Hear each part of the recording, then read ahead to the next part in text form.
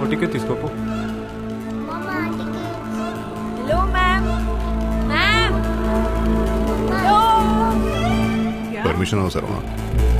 Okay sir.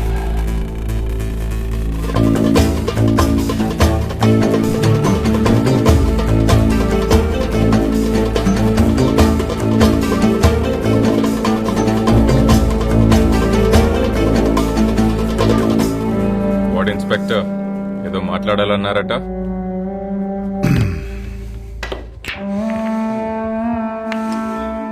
లోకి murder case గురించి.